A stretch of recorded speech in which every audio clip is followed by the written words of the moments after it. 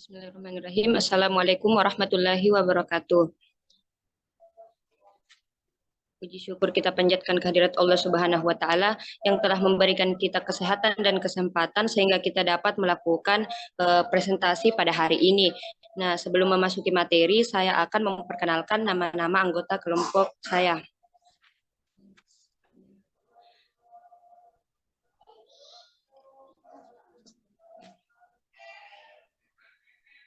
Yang pertama ada Nur Komalasari, Anissa Rodatul Jannah, Aisyah Putri Diandra Habibi, Ihrawati, dan Salsabila Putri Cita. Nah, untuk lebih mengefisienkan waktu, saya serahkan kepada pemateri pertama, yaitu Saudari Nur Komalasari. Kepadanya disilahkan. Baik, terima kasih atas kesempatan yang telah diberikan kepada saya.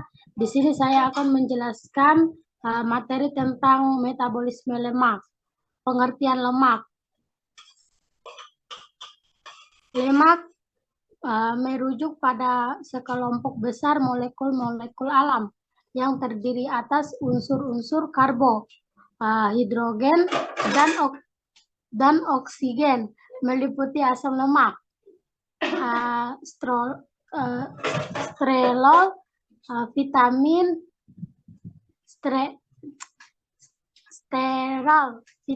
vitamin yang larut di dalam lemak, monogliserida,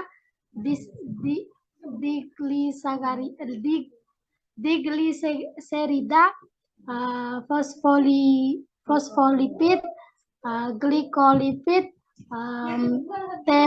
terpenoid, dan lain-lain. Next.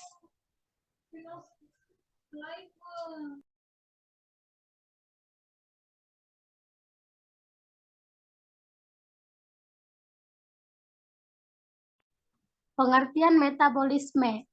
Metabolisme adalah proses ketika tubuh mengubah makanan dan minuman yang dikonsumsi menjadi energi. Selama proses yang kompleks tersebut, kalori dalam makanan dan minuman digabungkan dengan oksigen untuk melepaskan energi yang dibutuhkan tubuh untuk berfungsi. Metabolisme disebut juga reaksi enzimatis karena metabolisme menjadi selalu menggunakan katalisator enzim. Baik, saya kembalikan kepada moderator. Baik, materi selanjutnya tentang metabolisme lemak yang akan dipaparkan oleh saya sendiri.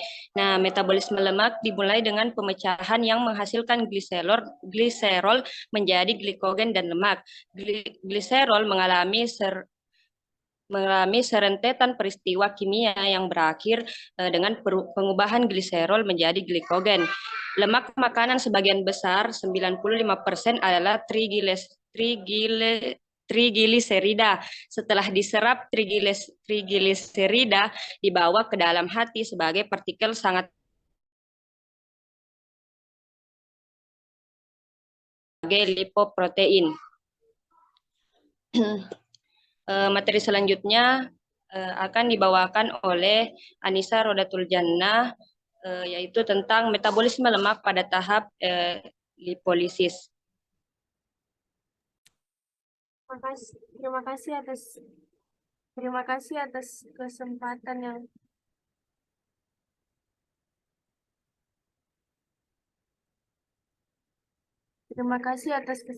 yang telah diberikan oleh moderator.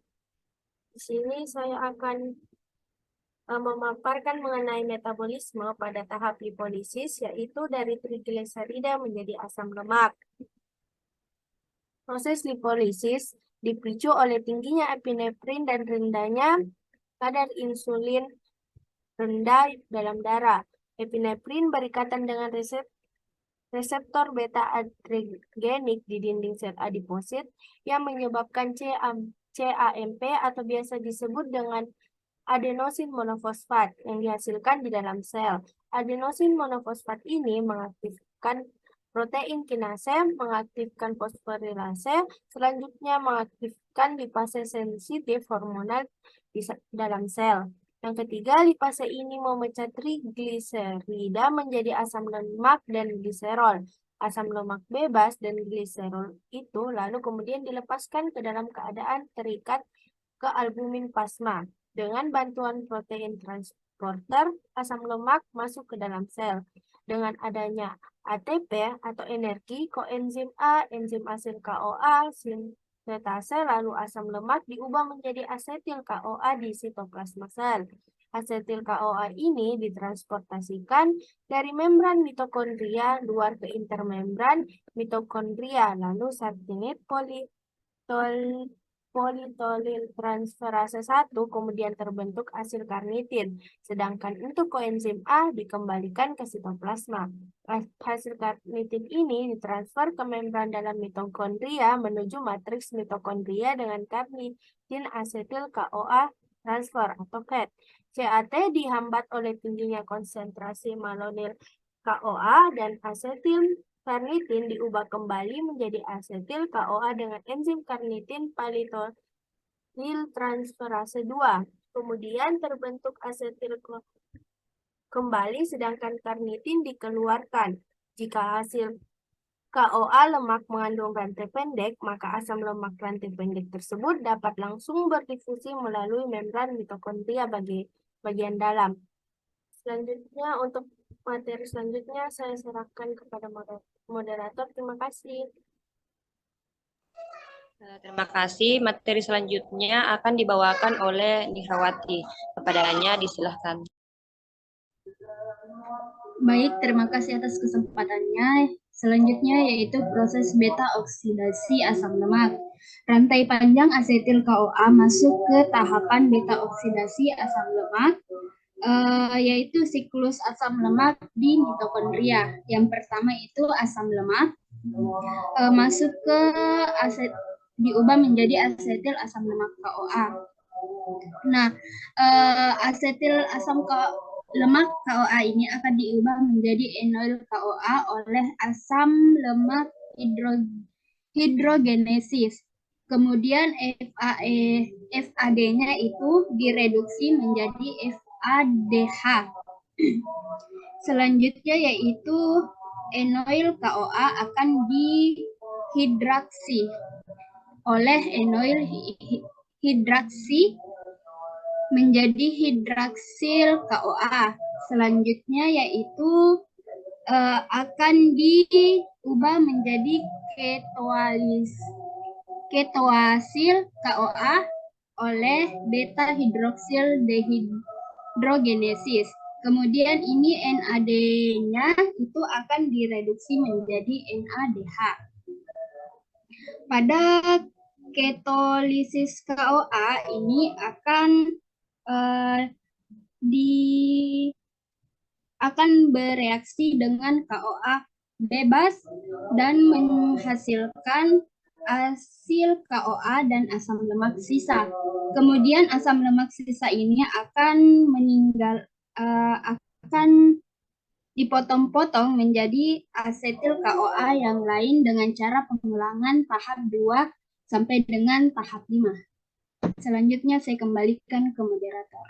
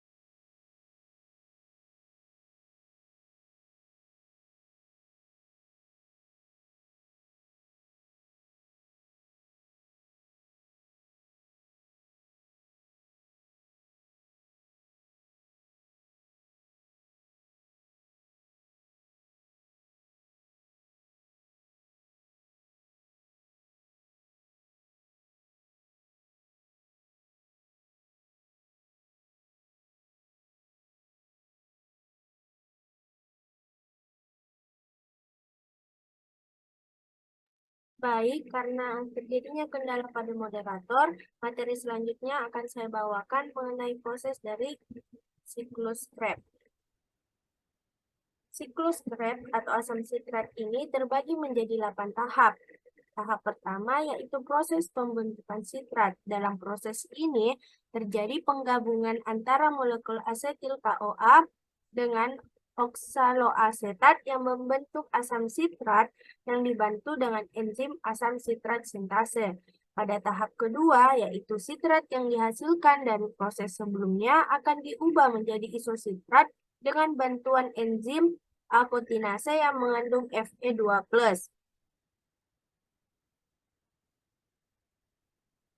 Selanjutnya, pada tahap ketiga terjadi yang namanya proses dekarboksilasi atau perombakan pertama kali. Isositrat yang terbentuk dari tahapan sebelumnya dioksidasi menjadi oksalosinat yang terikat oleh enzim isositrat dehidrogenase. Pada tahap ini, isositrat diubah menjadi alfa ketoglutarat oleh enzim yang sama dengan dibantu NADH. Selanjutnya, pada tahap keempat terjadi proses yang namanya pengubahan alfa ketoglutarat menjadi suksinil CoA oleh enzim alfa ketoglutarat kompleks dan proses oksidasi. Pada tahap kelima, suksinil CoA kemudian diubah menjadi suksinat. Tidak hanya dibantu oleh enzim, tahap pengubahan ini dibantu juga dengan enzim 2+, dan GDP yang bersama fosfat membentuk GTP. GTP inilah yang diubah menjadi ATP sehingga menjadi energi yang dibutuhkan oleh jaringan. Pada tahap keenam, suksinat akan dioksidasi menjadi fumarat dengan bantuan enzim suksina dehidrogenase. Dan pada tahap ketujuh adalah proses dehidrasi. Pada proses ini terjadi pertumbuhan atom hidrogen pada ikatan karbon C sama dengan C sehingga menghasilkan produk yang berupa malad. Dan pada tahap terakhir, malad dioksidasi untuk menghasilkan oksaloasetat dengan bantuan enzim malad dehidrogenase. Kemudian oksaloasetat tersebut akan menangkap yang namanya asetil CoA sehingga siklus Krebs akan terus-menerus terjadi. Tidak hanya itu, dalam tahap ini juga berupa NADH.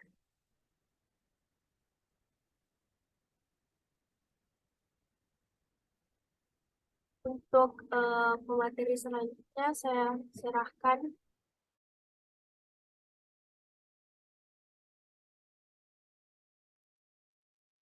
Baik, terima kasih atas kesempatannya. Materi selanjutnya yaitu peranan lemak untuk atlet. Sumber energi yang memproduksi ATP selama latihan olahraga selain karbohidrat yaitu lemak, dalam gabungan kedua tersebut biasanya digunakan dalam latihan. Namun, jumlah yang digunakan sangat tergantung dari berbagai faktor, seperti faktor intensitas dan lamanya latihan, makanan, dan status latihan seseorang. Sekian, saya kembalikan ke moderator.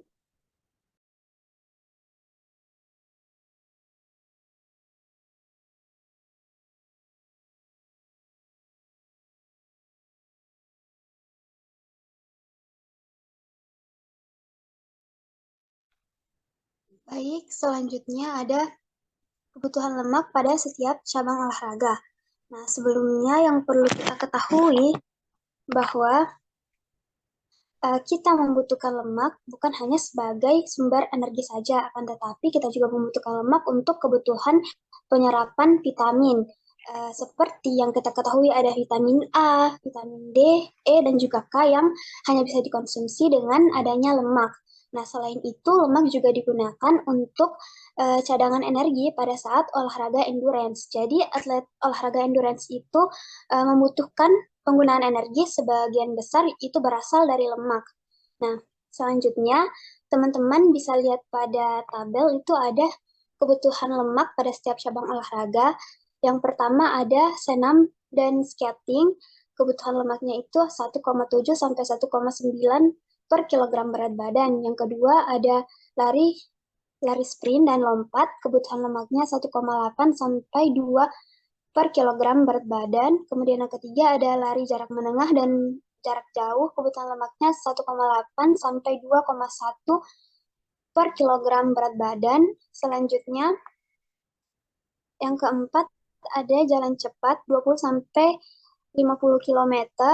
Kebutuhan lemaknya itu 2 sampai 2,2 per kilogram berat badan. Kemudian yang kelima ada renang dan juga polo air. Kebutuhan lemaknya 2,2 sampai 2,4 per kilogram berat badan. Selanjutnya ada angkat besi dan olahraga lempar. Kebutuhan lemaknya 1,8 sampai 2 per kilogram berat badan. Dan yang ketujuh itu ada gula dan tinju. Kebutuhan lemaknya 1,8 sampai 2,2 per kilogram berat badan. Selanjutnya ada dayung atau kano dan kayak, itu kebutuhan lemaknya 2 sampai 2,3 per kilogram berat badan.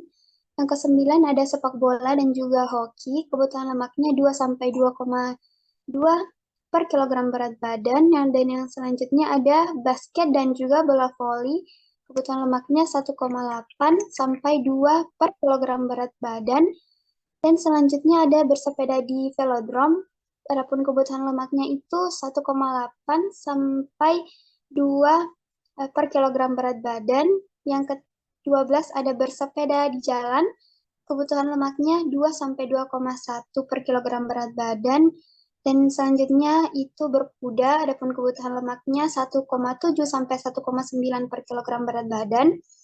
Dan yang ke-14 ada layar, kebutuhan lemaknya 2,1 sampai 2,2 kg per kilogram berat badan. Dan yang ke-15 ada menembak, untuk kebutuhan lemaknya itu 2 sampai 2,1 per kilogram berat badan. Dan yang terakhir ada lintas alam, kebutuhan lemaknya 2 sampai 2,4 per kilogram berat badan.